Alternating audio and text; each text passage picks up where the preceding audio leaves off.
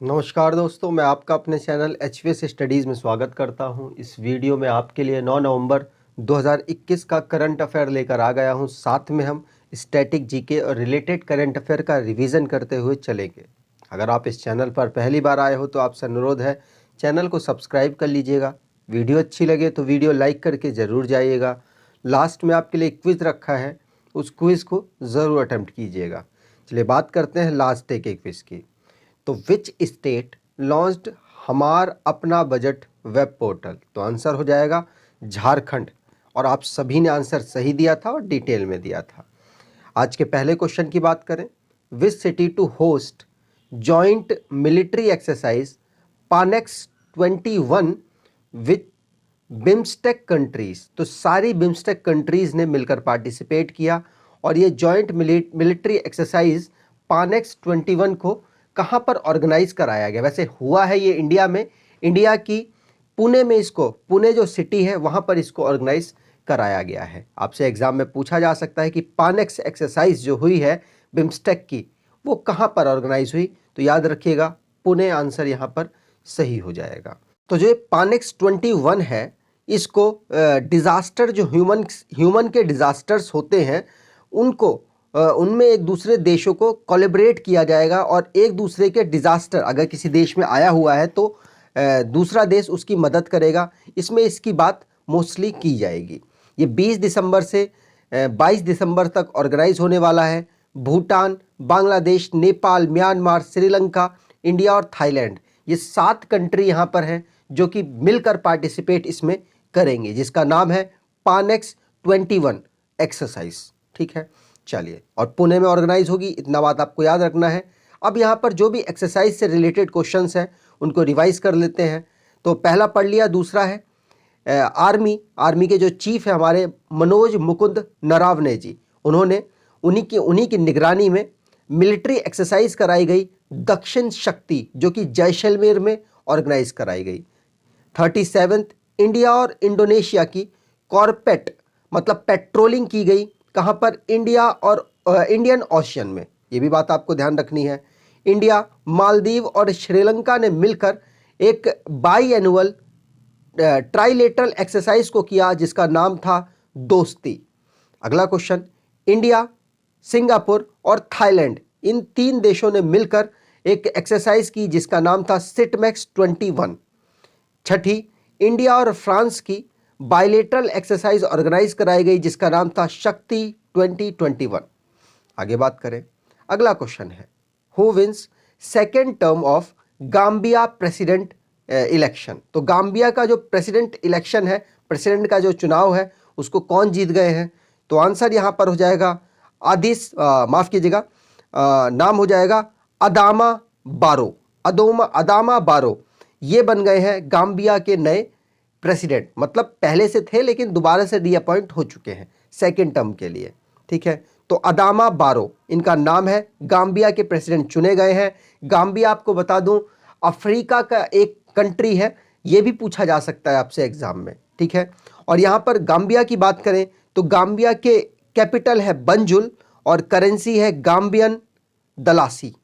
ठीक है, चलिए आगे बात करें तो आप मैप पर देख सकते हैं अफ्रीका है, अफ्रीका के कोस्टल लाइन के पास पर बसा हुआ है गाम्बिया। आगे बात करें तो यहां पर जितने भी अपॉइंटमेंट्स हुए हैं वर्ल्ड वाइड उसको रिवाइज कर लेते हैं। जैसे अदामा बारो का हमने क्वेश्चन पढ़ लिया। गीता गोपीनाथन जो कि वाइस प्रेसिडेंट के रूप में IMF में सिलेक्ट हो गई हैं, मतलब अब अगली बनने वाली हैं, सेकंड पोजीशन उनको IMF की मिल जाएगी। ठीक है, और ये पहले चीफ इकोनॉमिस्ट थी जो कि भारत से बिलोंग करती है, इसलिए इंपॉर्टेंट है। इन्होंने मोटो की जगह ली है। स्वीडन, जो कि स्वीडन से पहली फीमेल प्राइम मिनिस्टर बनी है मैग्डालेना एंडरसन, एग्जाम में पूछा जा सकता है क्योंकि इंपॉर्टेंट है। बारबाडोस जो कि नया रिपब्लिक बन गया है, नया ऐसा कंट्री बना है जो कि रिपब्लिक हुआ है, और पहले किसके अंदर में था? तो यूके के अंडर में था। वहां की महारानी एलिजाबेथ को हटाकर इन्होंने हाल ही में अपना डमोन नाम की एक महिला है जिनको प्रेसिडेंट के रूप में भी बनाया है। यूएई की बात करें तो अहमद नासिर अल रहीसी जो कि प्रेसिडेंट बने हैं इंटरपोल के, और ये यूएई से बिलोंग करते हैं, तो आपको ये बात याद रखनी है। साउथ कोरिया की एक न्यूज़ है जहां पर वर्ल्ड का पहला फ्लोटिंग सिटी 2025 तक बना लिया जाएगा। पीटर फियाला जो कि नए प्राइम मिनिस्टर बने हैं चेस रिपब्लिक के। WHO ने नया कोविड-19 जो वेरिएंट खोजा गया उसके बारे में यहाँ बताया, जिसका कोड है B.1.1.529। ये एग्जाम में नहीं पूछा जाएगा, लेकिन ये जो नाम रखा गया है ओमिक्रॉन, ये पूछा जा सकता है। शेख सबाह अल खालिद अल साहब जो कि नए प्राइम मिनिस्टर बने हैं कुवैत के। अब्दुल्ला हमदोक जो कि दोबारा से प्राइम मिनिस्टर बन गए हैं सूडान के। अगर आप जनवरी से जून तक का करंट अफेयर कवर करना चाहते हैं तो आप इस ई बुक को परचेज कर सकते हैं, और आने वाले जो एग्ज़ाम है NTPC हो चाहे रेलवे ग्रुप डी हो, आपको मालूम होगा रेलवे ग्रुप डी का जो डेट है वो अनाउंस कर दी गई है 23 फरवरी से। अभी टेंटेटिव डेट है, बोल दिया गया है कि एग्ज़ाम कराया जा सकता है, तो यकीन मानिए आपका एग्ज़ाम हो ही जाएगा 23 फरवरी से। तो आप तैयारी पर लग जाइए, बेनिफिट आपको बहुत मिलेगा इस एग्ज़ाम में, क्योंकि यहाँ साइड में ही वैकेंसी है NTPC की, तो यहाँ पर कुछ बच्चे जाएंगे और कुछ बच्चों ने तैयारी छोड़ दी होगी, तो जो तैयारी रेगुलर कर रहे होंगे उनको रेलवे ग्रुप डी की जॉब आसानी से मिल सकती है। तो आप तैयारी करते रहें और आप सक्सेस होंगे, ऐसी मैं कामना करता हूँ। चलिए बात करें आगे अगले क्वेश्चन की। तो who wins inaugural edition of Saudi Arabian, तो कौन सऊदी अरेबियन की जो रेस हुई है उसको जीत गए हैं। यहाँ पर माफ़ कीजिएगा, ग्रैंड पिक्स लिखना चाहिए था मुझको, grand pics of Saudi Arabian. तो आंसर हो जाएगा लुइस हैमिल्टन।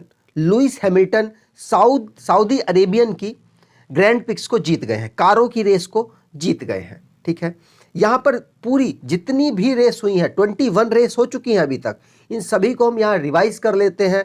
जैसे बहरीन ग्रैंड पिक्स पहली हुई जिसको लुइस हैमिल्टन जीते। लुइस हैमिल्टन मर्सिडीज चलाते हैं, ग्रेट ब्रिटेन से बिलोंग करते हैं।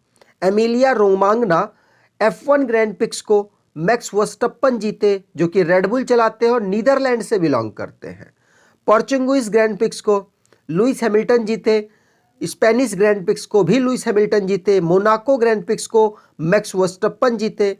अजरबैजान ग्रैंड पिक्स को सर्जियो पेरेस जीते। यकीन मानिए जो दो स्लाइड है ना, ये वाली और इसके अगले वाली, 100% एक क्वेश्चन आने वाला है आपके रेलवे ग्रुप डी NTPC किसी ना किसी एग्जाम में आपको मिल जाएगा। मैं अगर आप कहेंगे तो इस पर एक वीडियो आपको प्रोवाइड करा दी जाएगी। टोटल वैसे ये होते हैं 27, लेकिन 22 इस साल ऑर्गेनाइज कराए जाएंगे, 5 हो गए हैं कैंसिल कोरोना वायरस की वजह से। ठीक है, तो इसकी डिटेल वीडियो अगर आप कमेंट करते हैं तो आपको ये प्रोवाइड हो जाएगी।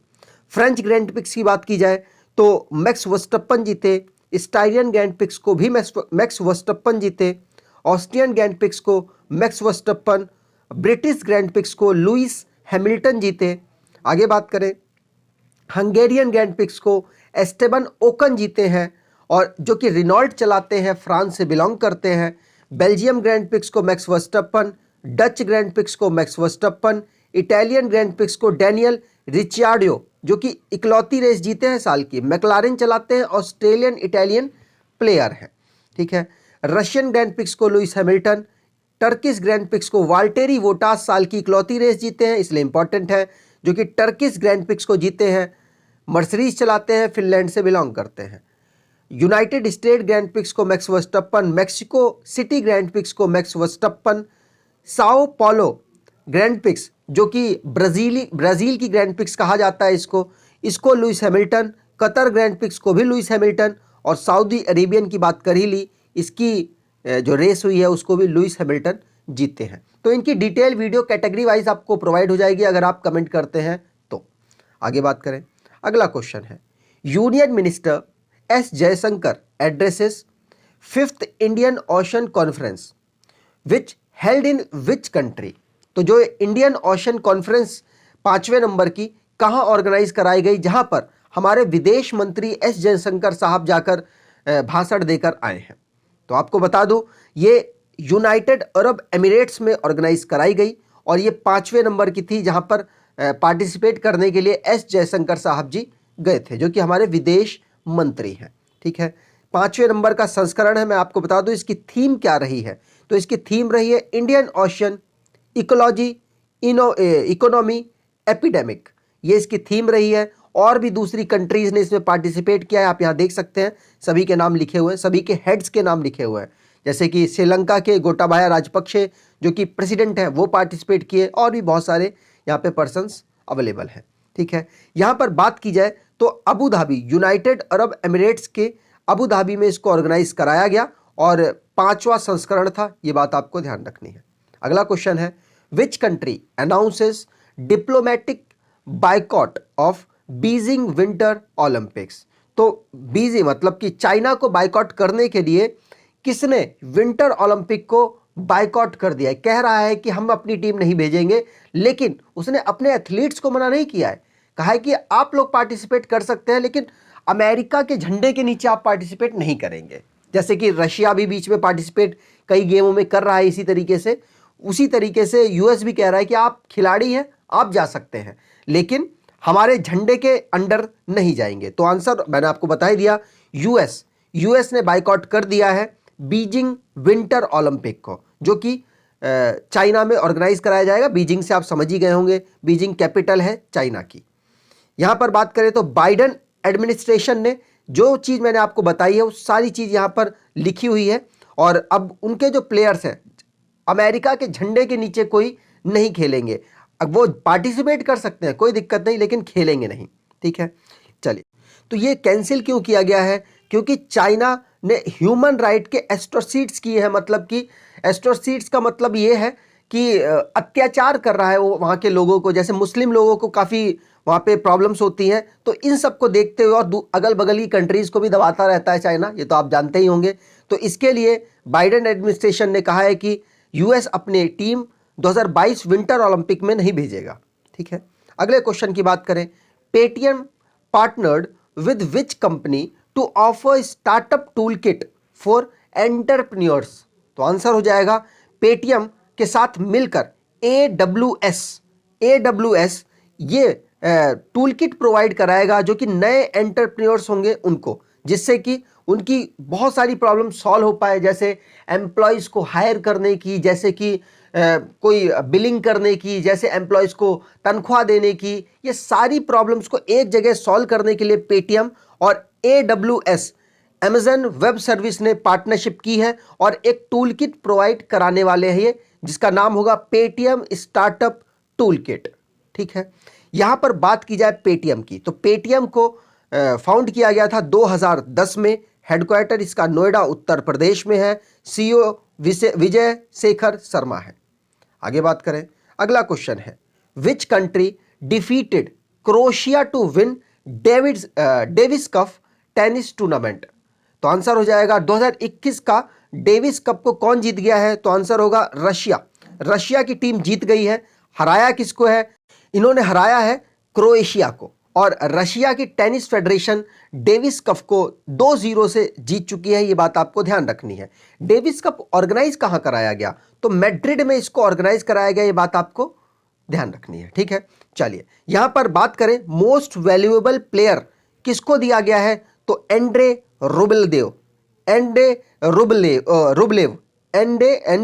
रुबलेव को यह अवार्ड दिया गया है। ठीक है, पूछा जा सकता है एग्जाम में। अब रिवीजन कर लेते हैं जितने भी अब यहाँ पर डिफीट्स हुई हैं, कोई जीता है कोई हारा है उसके बारे में। तो रशिया वाला क्वेश्चन पढ़ लिया। अगला क्वेश्चन है लुइस हैमिल्टन वाला क्वेश्चन, पहले ही पढ़ा है हमने कि सऊदी अरेबिया की जो रेस हुई है उसको ये जीते हैं।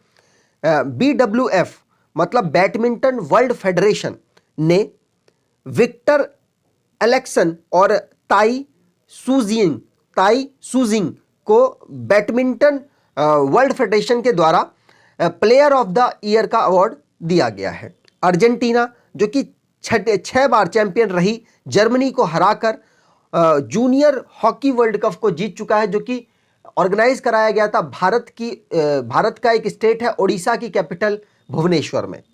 न्यूजीलैंड जो कि न्यूजीलैंड के एक प्लेयर हैं अजास पटेल, जो कि तीसरे बॉलर बन गए हैं दुनिया के, जो कि 10 विकेट एक इनिंग में लेने वाले पर्सन बने हैं, और इंडिया की तरफ से इंडिया की टीम के साथ खेल रहे थे। इंडिया की पूरी टीम को समेट दिया इन्होंने अकेले ने। सौरव घोषाल जो कि मलेशिया ओपन स्क्वाश चैंपियनशिप 2021 को जीत चुके हैं।